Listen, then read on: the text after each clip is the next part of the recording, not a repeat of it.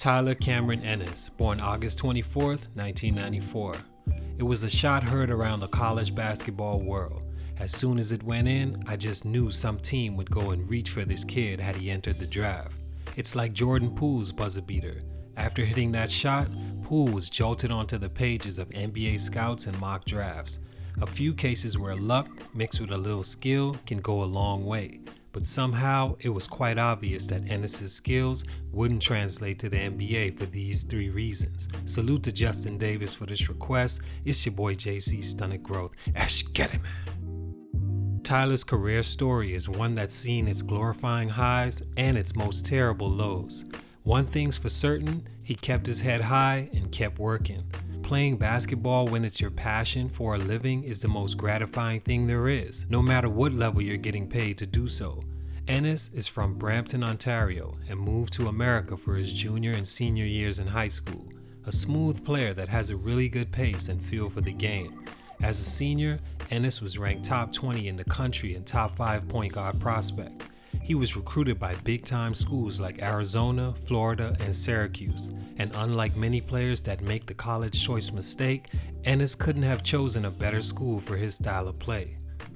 Stunt number 1, great value Trae Young. I don't know what it is, but when I see Ennis, I always envisioned him having a Trae Young kind of career. They play eerily similar, it's just that Young is a bit faster and has had the opportunity from day one to showcase his abilities. Had Tyler had that same opportunity, he still wouldn't be Trae Young, but he'd still be around. Why didn't he get that opportunity? Well, one reason is because what we kind of mentioned earlier.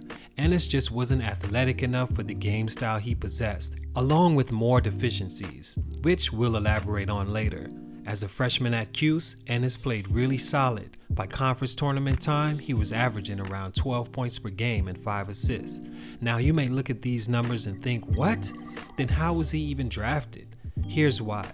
That one shot against Pitt. Making that one shot took Tyler from a pretty much unknown pedestrian freshman season to a household name if you paid attention to the NCAA.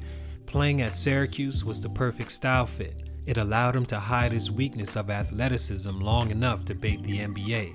Playing in a zone on defense and swing the ball, hit the open guy for three style of play was perfect for Ennis in college. It just wasn't fit for the league and stunted his growth. Stunt number 2, Black Friday Trae Young. It's not a joke, I promise. It's really all I see when I watch this guy. A player that if he had just 2 of the features Trae have, would be in the same position as Young. One, he's not as athletic, and the second thing is because he just isn't a really good shooter. Another feature you need when in that Trae Young, slow but crafty, diminutive role. That buzzer beater at Cuse all but set Ennis as a first round pick in the draft that year.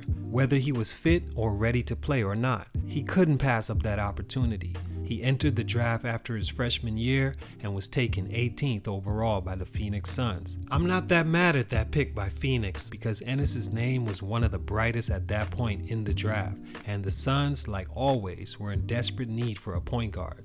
Ennis came into the league and immediately his lack of NBA-ready game was exposed. In his first contest against the Lakers, he had 2 points and 3 assists.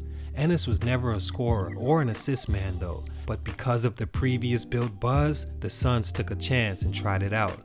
He would only play 8 games for them and averaged 2 points and 1 assist for the season, while shooting 33% from 3. In just a few months into his first season in the league, he was already on the move, traded to the Milwaukee Bucks.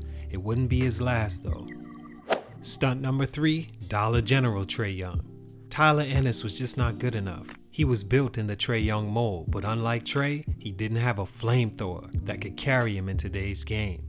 He would later be traded to the Houston Rockets, where he played in a little over 30 games before being moved to the Lakers, where he had his best years, although not quite the fit, so they waived him just 2 seasons later. Because of him not having the skills in today's game, which are speed, athleticism, and an above average jump shot for his style of play, he just couldn't stick on an NBA roster.